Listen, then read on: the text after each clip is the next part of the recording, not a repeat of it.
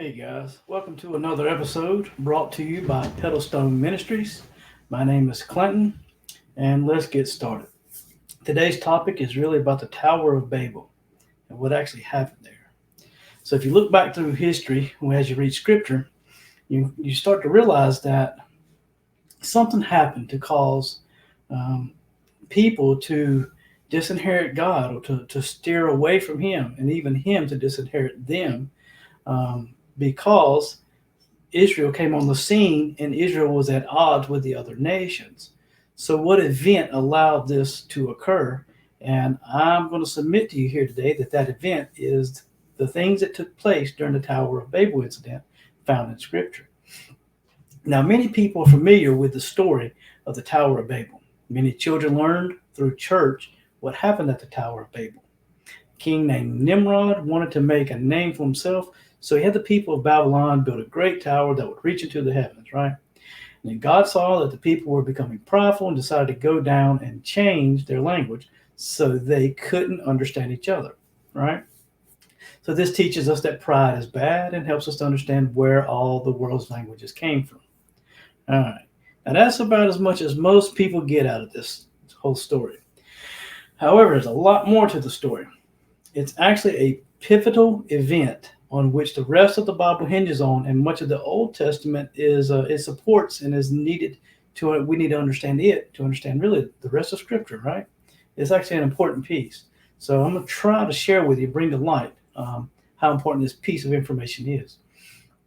Now it's about much more than a fanciful construction project, which resulted in the confusion of language. Babylon is the place where the people sought to build a tower that reached to the heavens, the realm of the gods. Okay, so this is something interesting here. The purpose of the building of this tower was to gain access to the realm of the pre-flood false gods and their knowledge. They wanted to make a name for themselves, which leads one to think they were trying to become like the gods of old. All right. So this, if you want to pick this up in Scripture, is found in Genesis chapter 11, 1 through 9. I'll read through it here, and then we'll talk about it some. It says this: Now the whole earth had one language and the same words. And as people migrated from the east, they found a plain in the land of Shinar and settled there. And they said to each other, Come, let us make bricks and burn them thoroughly. And they had brick for stone, and they had tar for mortar. And they said, Come, let us build ourselves a city and a tower whose top reaches to the heavens, and let us make a name for ourselves, lest we be scattered over the face of the whole earth. Then Yahweh come down to see the city and the tower that humankind was building. And Yahweh said, Behold, they are one people with one language, and this is only the beginning of what they will do. So now nothing that they intend to do will be impossible for them. Come, let us go down and confuse their language there, so that they will not understand each other's language. So Yahweh scattered them from there over the face of the whole earth, and they stopped building the city. Therefore its name was called Babel. For there Yahweh confused the language of the whole earth, and there Yahweh scattered them over the face of the whole earth. All right. So now we can choose to stop right here where it's safe. But if we venture further into Scripture, we'll find other verses that talk about this event. Now, one of these is Deuteronomy 32, verses 8 and 9. All right. So you can turn there with me, or you can just listen and write this as a note, or a sidebar note, because this is a pivotal piece of Scripture. Okay.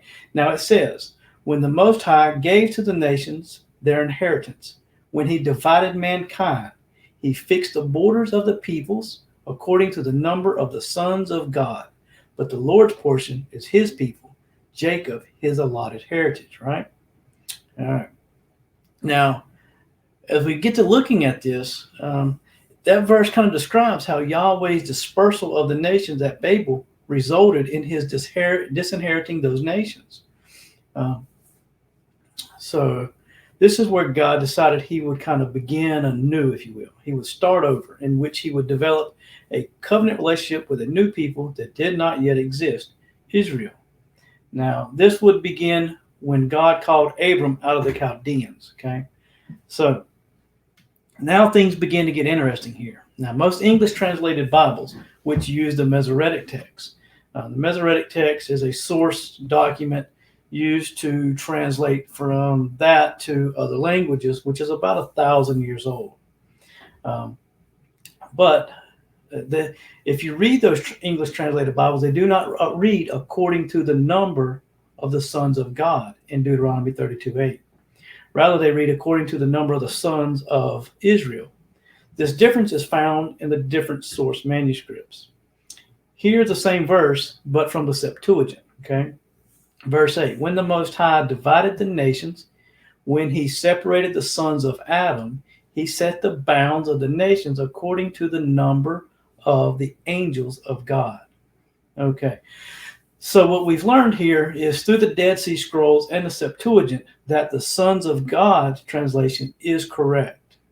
And it's also correct because it'll say, the English translated versions will say according to the sons of Israel or the sons of Jacob.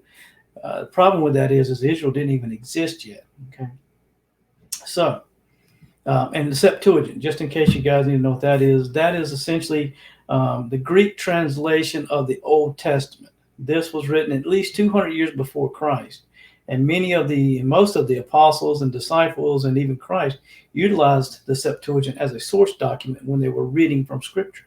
Okay, so we've learned that the Dead Sea Scrolls and Septuagint, Sons of God, is the correct translation there. So this also points back to events at the Tower of Babel, an event that occurred before the call of Abraham, or Abram, the father of the nation of Israel. This means that the nations of the earth were divided at Babel before Israel even existed as even a tribe. It would make no sense for God to divide up the nations of the earth according to the number of the sons of Israel if there was no Israel, right? So what happened to the other nations, right? So what's happening here? After the flood, man rebelled against God. Okay? Again, at the Tower of Babel. God's response was to hand the nations over to the governance of other divine sons of God. Now you got to remember, if you look in Job and you research it, that when man was created, that God was present, and so were the other sons of God. They actually shouted with joy when we were created. So the sons of God are the angels found in the Old Testament. They existed before us, and they're kind of like they're our elder siblings, if you will. Okay, so while he planned to start over with a new group not yet in existence, but would be called Israel. Okay, so that's what's going on. So God's responsible to hand the nations over to the governance of other divine sons of God. And then he's to plan to start over with a new group not yet in existence, but would be called Israel. And that's what's going on. All right, so the Tower of Babel is actually a little bit more interesting, right? So here's an example of when God gave us over to someone else, because some people will question that, like, that just don't make sense, right? And if you look at John chapter 17, verse 6, we'll just look at what Jesus said. I have manifested your name to the men whom you gave me out of the world. They were yours. You gave them to me, and they have kept your word. Okay, so because of the work of Christ and what was going on there, God gave us to Christ. Now, he actually bought us. He redeemed us. He kind of earned us through his word, according to Scripture. That's the way things are going here.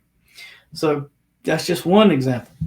What about when Daniel was praying, and 21 days later, an angel showed up and said he was sent the first day of the prayer, but was held up by the prince of Persia, and that only Michael, Israel's chief governing angel or prince, Israel's prince, helped this angel get to Daniel. This shows that angels are put over regions of the earth, just like the 70 or 72 nations found in Genesis chapter 10 and 11. All right, this is what's going on. These nations are being established by God, disinheriting the nations and putting them under these divine beings as governing agents. Okay, this also is in line with what Paul wrote to the Ephesians in chapter 6, verse 12. It says, "For we wrestle not against flesh and blood, but against principalities, against powers, against the rulers of the darkness of this world, against spiritual wickedness in high places." So, sorry, I got these gnats flying right here for some reason. But so this is talking about there was a prince of Persia, and Michael, the archangel Michael, was over Israel. And this prince of Persia held up an angel that was coming to answer a prayer which was sent by God.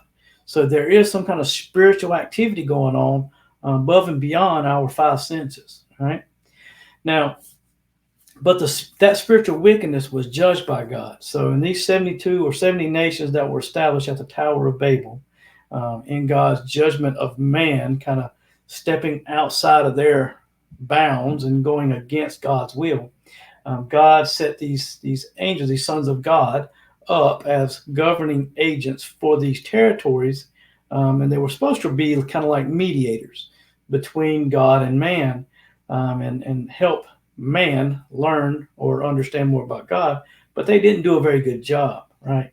So these are some of what happened. What happened in the Old Testament, where people were worshiping other things. This is kind of part of it. It connects to all that. And so, if you look at Psalm 82, this is where we start to see the divine council, or great assembly discussion, depending on your translation. If you look at it in the ESV, which will utilize some information from the Dead Sea Scrolls and from the Septuagint, it'll connect this stuff and make a little bit more sense for you. But I'm going to read it, and here's what it says. It says, God has taken his place in the divine council. In the midst of the gods, it's a lower G, he holds judgment. How long will you judge unjustly and show partiality to the wicked? Selah. Give justice to the weak and the fatherless. Maintain the right of the afflicted and the destitute. Rescue the weak and the needy. Deliver them from the hand of the wicked. They have neither knowledge nor understanding. They walk about in darkness. All the foundations of the earth are shaken. I said, this is God speaking, you are gods, little g, sons of the Most High, all of you. Nonetheless, like men, you shall die and fall like any prince. Arise, O God, judge the earth, for you shall inherit all the nations. Now, when did God not have all the nations? Because this is when they're talking about he's going to inherit all the nations. But what happened is he gave all these nations over to these other entities, and man turned against God, and God turned against man. But God had a plan to start anew with calling out Abram, which became Abraham, which resulted in the development of Israel, which gave birth to Christ. Because all this is connected. It's all part of God's plan.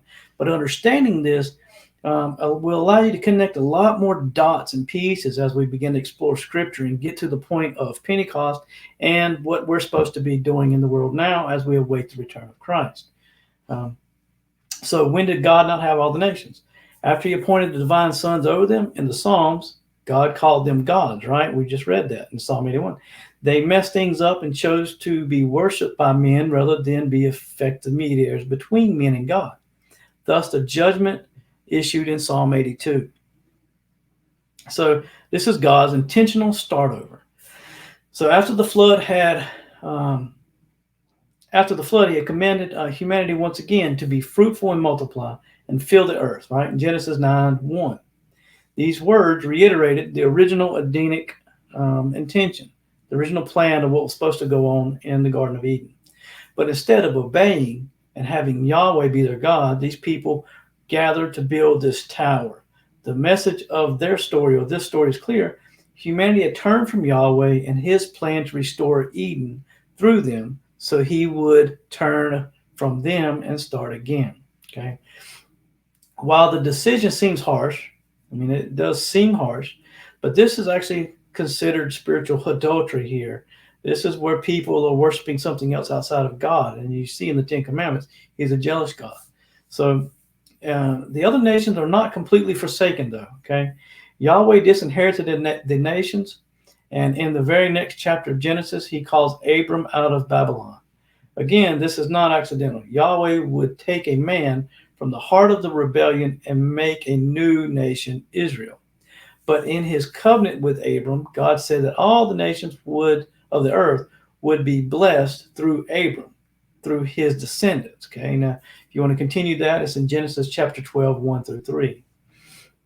So the covenant language reveals that it was God's intention, right on the heels of his decision to punish the nations, that Israel would serve as a conduit for the return of the true God.